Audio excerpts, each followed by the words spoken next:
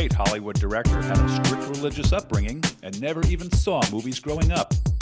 His first success was as a writer, scripting hits including Martin Scorsese's Taxi Driver and Raging Bull. His directorial debut came with 1978's Blue Collar, staking a reputation for intense and often controversial films, including Hardcore with George C. Scott, Dominion, prequel to The Exorcist, and American Gigolo, starring Richard Gere. I'm Paul Schrader, and this is Hollywood's Best Film Directors. I was a child of a Dutch Calvinist upbringing, Naderite, and one of the things that we didn't approve of was theatrical entertainments. So I never saw movies until I was older, and I never really started thinking about movies until I got in college. My father was a frustrated minister. He had to drop out seminary in the Depression. And so he determined that his sons would be ministers. So we went, to Calvin College, which was also a seminary. And that was a big, kind of crisis point for both of us when we didn't go on in the seminary. So we were raised with that kind of sword over our heads, and so at one level it's kind of repressive. On another level, it's there's something to be said for a childhood that defines the boundaries, nice and clear, so you know how to get out. As we believed at that time, our church believed that it was an evil industry. And so it didn't matter if an individual film was good or bad.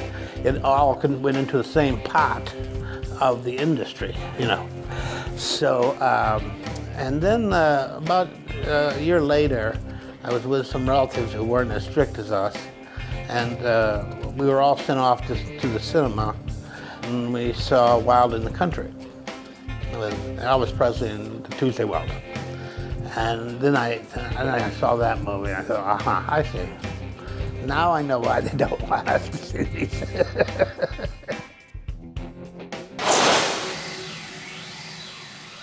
It was Los Angeles in '68. I remember the very first day I got into Los Angeles, got off the plane, took a taxi to a car lot, bought a car.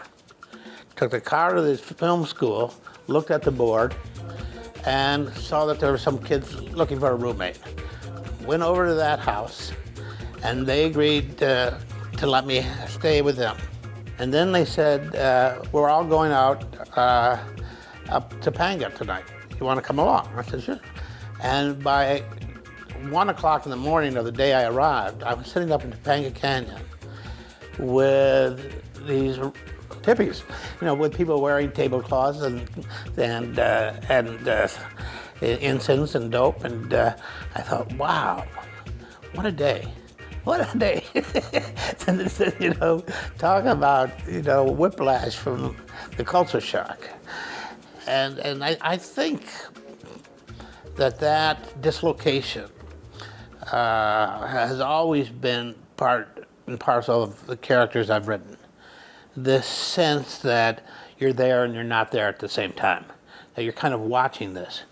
That I was there in the '60s, and I was around all the things that you associate with that environment. Yet I never quite felt I was actually in it, because I had all this baggage from my past. After UCLA, I lost my job at the LA Free Press because I had panned Easy Rider. And I lost my marriage, and I was in debt. And I fell into a kind of pattern of wandering. I really didn't have a place to live. And out of that came the taxi driver. I had this evil thing inside me, and I felt that the only way I could deal with it was to make it real, to make that Travis Bickle person alive, and then I could exorcise him. So I wrote it like that. I wrote it very quickly, and then I just put my head down and plowed forward. and then managed to create a career out of the most unlikely of circumstances. I felt that a screenwriter was kind of half an artist, you know. I said, if you're going to be a writer, really write stuff that people read. And if you're going to be a filmmaker, then make films. So I said, I've got to try to direct. Well, I mean, it was a very difficult experience. Richard was, like many comics, very unhappy. Probably the unhappiest person I ever worked with. And his mood swings were enormous. A day did not go by on that film without some kind of altercation. The only time I ever had a gun pulled on me by an actor. At this point, I was so worn out by the emotional roller coaster of this film. And I just say, Richard, you know, you should go point a gun at me and shoot me, please. You know, I mean, I don't know how to deal with this anymore. You know, and at some point, you know, it's just nothing you can do. You know, I think movies are by and large quite boring. I get bored watching them. I go to a movie, I look at it and say, how do they stay awake? You know, they've all made this movie 3 times.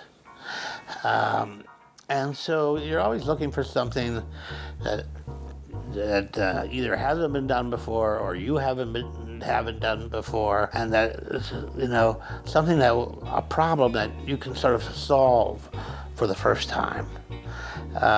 So, like the new one I'm doing, I decided to go back and write an action film, which is sort of how I began writing action films, and a revenge melodrama. But I decided to do it Hispanic and to try to create a Hispanic action hero. So at that point, the challenge now is almost in a way cultural. Can I take an Anglo stereotype? Can I take Randolph Scott or Clint Eastwood and play him Hispanic? How will that work? So that becomes a challenge, you know. Or on Adam Resurrected, you know, of course it's a huge challenge. I mean, it's you know, a very kind of irreverent film, you know, about a subject that is considered to be, by many, you know, too sacred to even approach with anything but reverence. Action!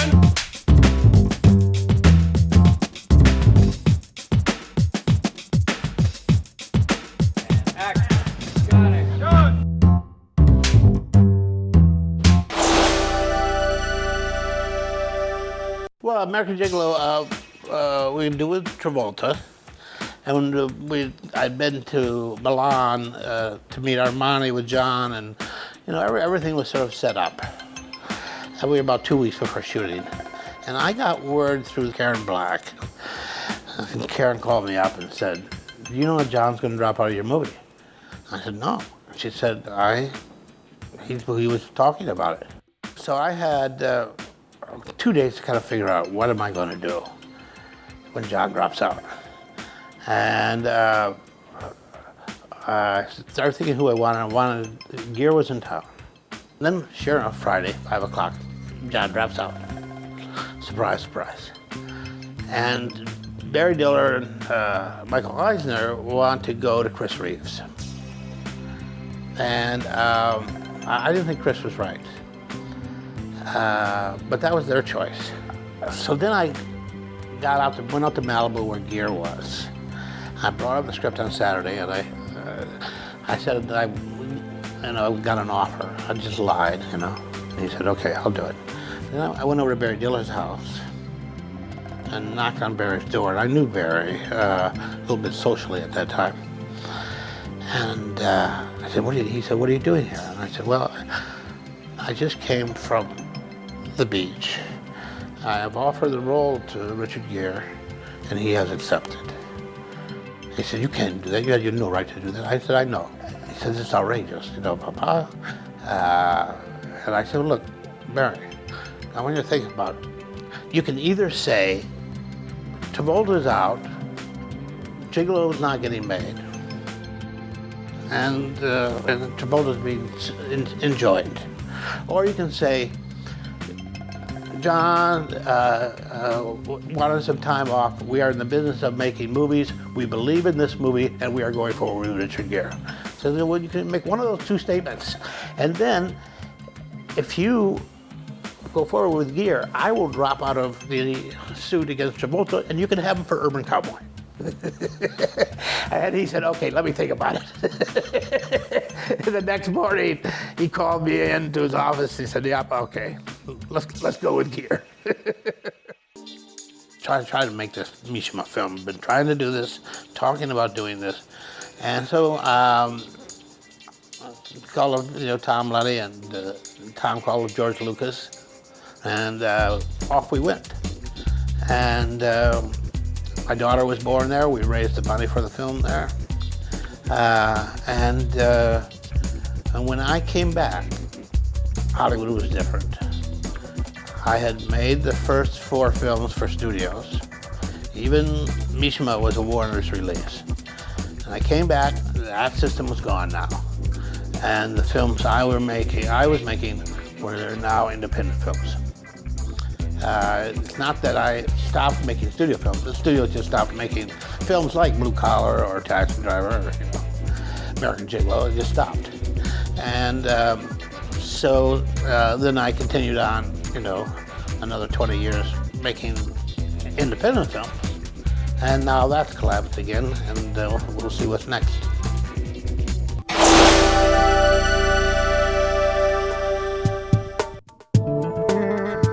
We were shooting in San Francisco in the red light district on a Saturday night.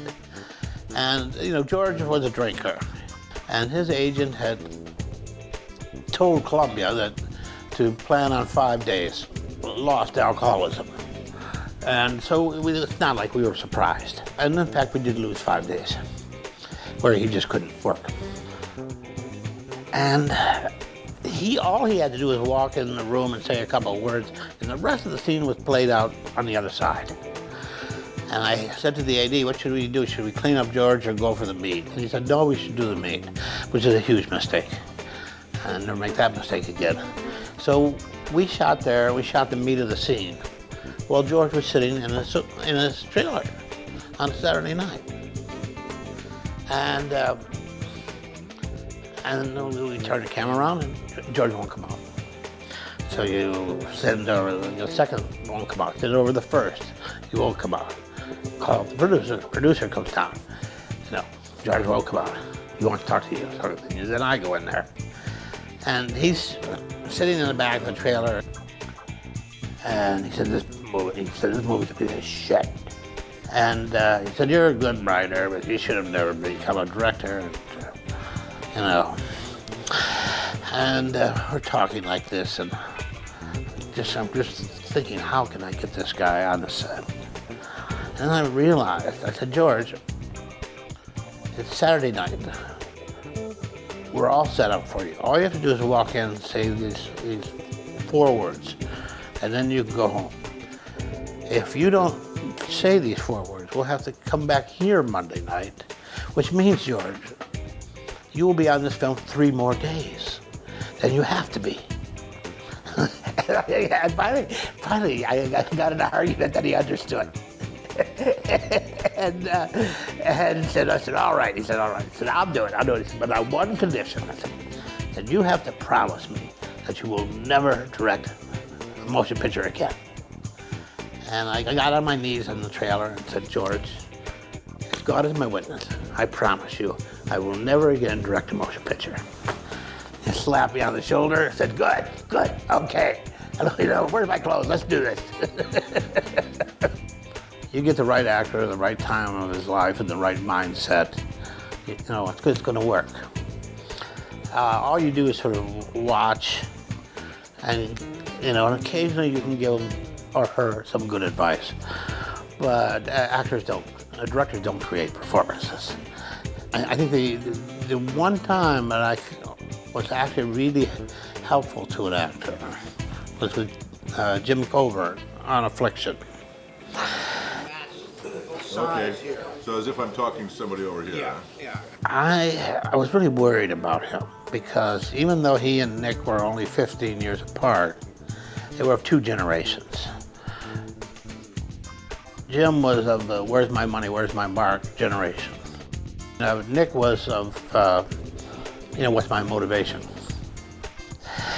And Coburn at that point in his career was just letting that big, beautiful baritone of his do the work for him. And I knew this was going to be trouble. And so I had dinner with Coburn. I said, Jim, Nick takes these roles very, very seriously. He gets really into it. And if he thinks you're being lazy, he's going to be all over you. And if he starts attacking you, I'm not going to defend you. And Jim kind of laughed and he said, you mean like real acting? I said, yeah, sort of like real acting. And he said, I can do that,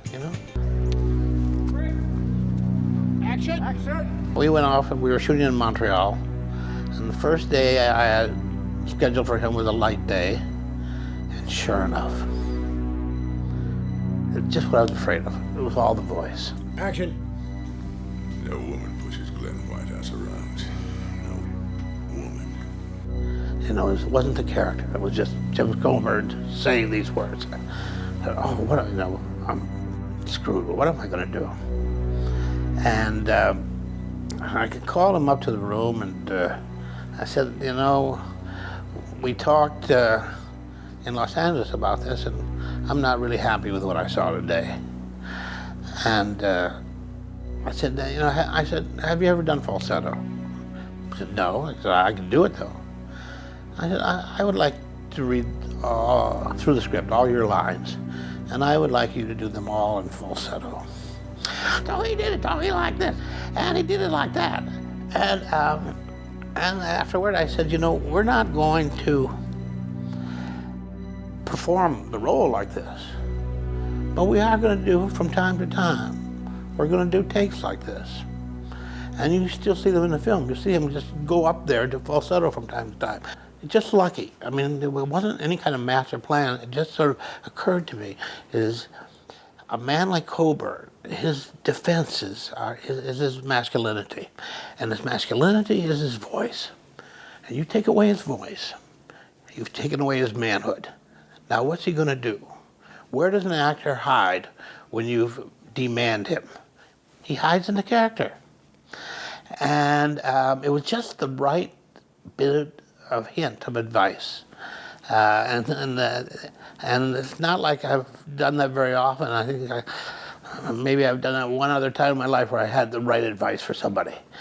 But that's an example of what a director can do when he gets lucky and just happens to realize the right thing to tell this actor at this time. Cut. It's a cut. Take it big. Cut it. Action.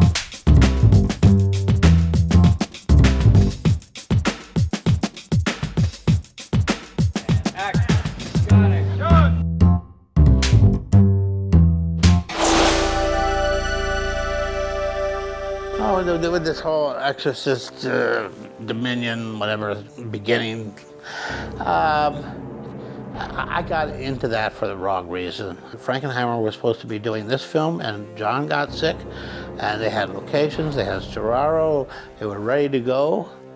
And I thought, wow, $30 million movie.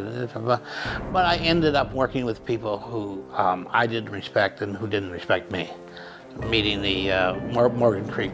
So sooner or later, that came apart. And as a director, you always sort of think, well, I'll put them in a box, and this isn't quite the film they want, but it'll be. They won't be able to change it. So they saw the film, and it wasn't the film I wanted, and they got rid of me and brought in an editor, and we're going to change it, but they couldn't change it. And so at that point I thought, well, I guess I'll just release it. No. I underestimated the nature of my opponent. He shelved it and laid out another $30 million and redid the whole thing. So now there are two versions, and so I became a kind of footnote in film history. The two versions of the same film with partially the same cast. I got interested in movies because I was forbidden. I started a film club, film society, and this was 1965, 66, and so it was a wonderful mantle of rebellion. Other kids had to burn their draft cards and get beat up. All I had to do was show movies and to be a rebel. So we showed movies, and I got very interested in the very serious cinema. But mostly I had read about it because I'm in Grand Rapids, Michigan. We have one art cinema, which was a great thing to fall in love with. All directors remember their first love. And if your first love was Hopalong Cassidy and John Wayne or something, or some kind of sci-fi, you'll always remember that. So I fell in love with the European cinema of the 60s.